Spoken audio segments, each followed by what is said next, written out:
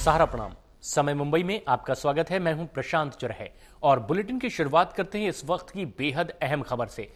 मुंबई से सटे उपनगर इलाके वसई और विरार के आसपास के 35 ग्रामवासी विरोध प्रदर्शन कर रहे हैं। इनका विरोध है इनके गांव को महानगर पालिका में शामिल न किए जाने की बात को लेकर, और इनकी अगुवाई कर रहे हैं स्थानीय विधायक विवेक पंडित। अब विवेक पंडित को गिरफ्तार कर लिया गया है। धारा 68 और 69 के तहत विवेक पंडित की गिरफ्तारी की गई है।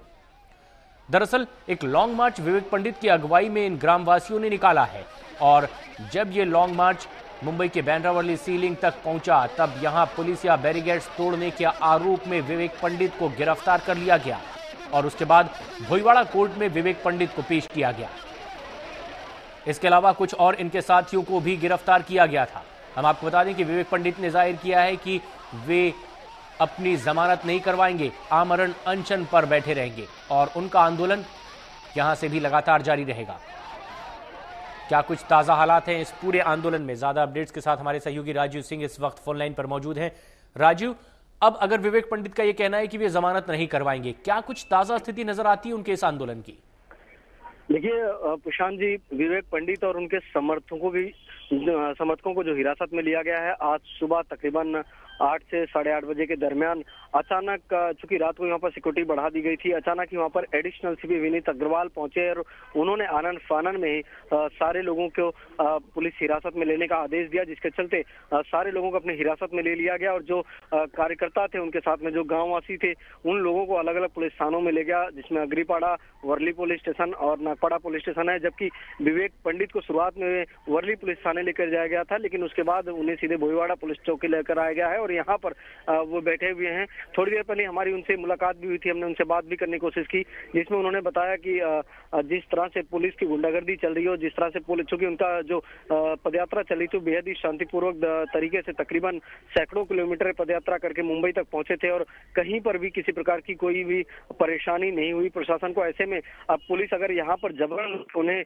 हिरासत में ले रही है, उनके समर्थकों को हिरासत में ले रही है, तो कहीं ना कहीं पुलिस गुंडागर्दी कर रही है या प्रशासन पुलिस को मजबूर कर रहा है कि पुलिस इस तरह से कार्रवाई करे। और वो सिर्फ अपनी मांगों को लेकर मुख्यमंत्री के पास तक जाना चाहते थे, विधान भवन तक। हालांकि ये भी योजना थी कि अगर विधान भवन तक नहीं पहुंचेंगे तो वर्षा बंगले पर जाकर मुख्यमंत्री के बंगले का घेराव करेंगे और अपनी मांगों को उनके सामने रखेंगे, क्योंकि पिछले 2 वर्षों से लगातार सिर्फ आश्वासन ही उन्हें मिल रहा था। जो आखिरी अध्यादेश जारी होना था 35 गाँव को कारपोरेशन से निकालने के लिए, वो आखिरी अध्यादेश अभी तक नहीं जारी हुआ था।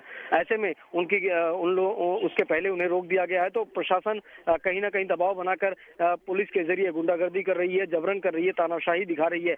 इसलिए अब उनको हिरासत में रखा गया है मुंबई पुलिस एक्ट 68 और 69 के तहत।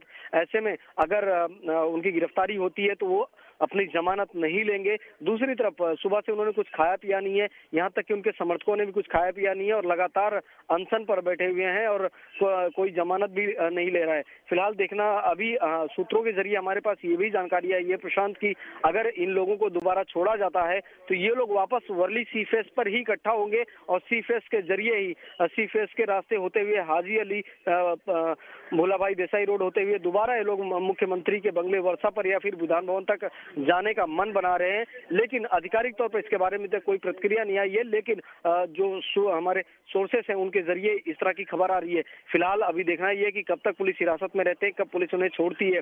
फिलहाल कह सकते हैं कि प्रशासन पर कहीं ना कहीं बहुत ज्यादा दबाव हो गया था, क्योंकि कल जिस तरह से विवेक पंडित और उनके लोगों ने वर्ली सीलिंग पर जिस तरह से पुलिस के बैरिकेड्स को धक्का देकर तोड़कर वहां से वर्ली सीलिंग के जरिए वर्ली सी फेस तक पहुंचे थे, उस मामले में भी प्रशांत अपराध दर्ज किया गया है बैंड्रा पुलिस स्टेशन में, क्योंकि खुद वहां पर बैंड्रा पुलिस स्टेशन से लेकर तमाम आईपीएस अधिकारी भी मौजूद थे और वहां पर पुलिस कर्मचारी भी मौजूद थे और इन लोगों को धक्का देकर जबरन कानून को ताक पे रखकर जिस तरह से वर्ली के रास्ते, बैंड्रा वर्ली सीलिंग के रास्ते आए थे, उसमें बता दें कि राइट्स के तहत मामला दर्ज हुआ है और लॉ एंड ऑर्डर बिगाड़ने का मामला दर्ज किया गया है विवेक पंडित पर। ऐसे में बैंड्रा पुलिस भी भविष्य में विवेक पंडित को गिरफ्तार कर सकती है। ये एक अहम खबर भी है, किस तरह से आखिरकार एक उपनगरीय इलाके का जन आंदोलन अब एक बड़ा मसला बन चुका है। हम आपको बता दें कि वसई विरार महानगर पालिका में शामिल किए जाने का विरोध कर रहे हैं वसई के आसपास के 35 गांव के लोग, और इनके विरोध प्रदर्शन की अगुवाई कर रहे हैं स्थानीय विधायक विवेक पंडित। इससे पहले भी सरकार तक इन्होंने ये अपनी मांग पहुंचाई थी। सरकार के द्वारा आश्वासन भी इन्हें मिला कि इन पर गौर किया जाएगा। विवेक पंडित के मुताबिक इससे पहले सरकार ने यह भी दावा किया था कि इन 35 गांवों को महानगर पालिका से अलग रखा जाएगा, लेकिन इस वायदे पर अमल नहीं किया जा रहा है। और आखिरकार इसी मांग को लेकर अब वसई विरार के 35 गांव के ये लोग विवेक पंडित के अगुवाई में मुख्यमंत्री निवास वर्षा तक लॉन्ग मार्च कर रहे हैं। मुंबई के कई उपनगरीय इलाकों से होते हुए ये लॉन्ग मार्च अब फिलहाल बांद्रा वर्ली सी लिंक तक ही पहुंचा हुआ है। ऐसे में एक बड़ा गतिरोध पुलिस ने हिरासत में लिया विवेक पंडित को और पुलिसिया बैरिकेड्स तोड़ने का भी आरोप इन पर लगा। फिलहाल ये देखना है कि आगे किस तरीके से ये गतिरोध दूर होगा। लेकिन इस बीच विवेक पंडित ने यह साफ कर दिया है कि अगर उनकी गिरफ्तारी भी जाहिर की जाती है तो वे अपनी जमानत नहीं करवाएंगे। आमरण अनशन उनका लगातार आगे जारी रहेगा और अब यह देखना है कि किस तरह से ये गतिरोध दूर हो पाता है। राजीव सिंह हमारे सहयोगी लगातार इस खबर पर नजदीक से नजर बनाए हुए हैं।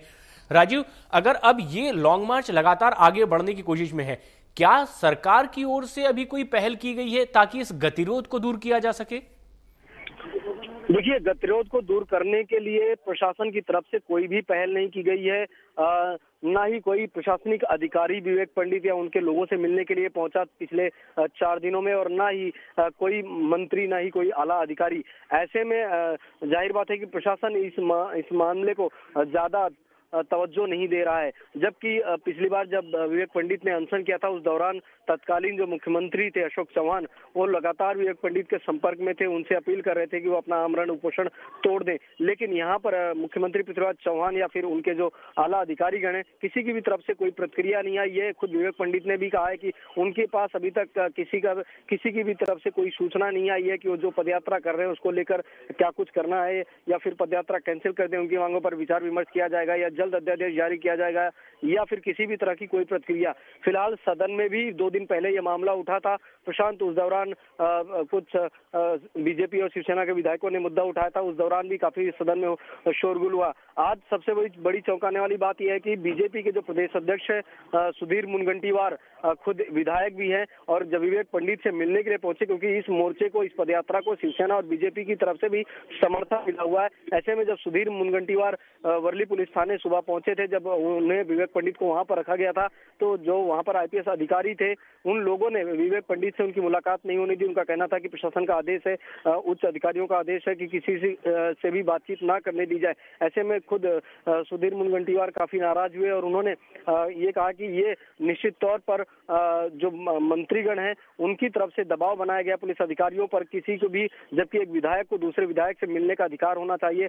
सदन चल रहा है, उस सदन में इस मामले की बारीकियां समझकर सदन में इस मसले को उठाना चाहते हैं, और जिस तरह से अब प्रशासन, पुलिस अधिकारी उनके साथ बदसलूकी कर रहे हैं, उन्हें मिलने नहीं दे रहे हैं, तो निश्चित तौर पर इस मसले को इस तरीके से भी वो सदन में आने वाले दिन में उठाएंगे। बिल्कुल, अब देखना यह है कि किस तरह से ये गतिरोध दूर हो पाता है और सरकार किस तरह से पहल इस पर करती है। राजीव, फिलहाल शुक्रिया इस पूरी जानकारी के लिए। बुलेटिन में खबरें भी लगातार जारी रहेंगी। फिलहाल एक छोटे से ब्रेक के लिए हम यहां रुक रहे हैं, आप बने रहें हमारे साथ।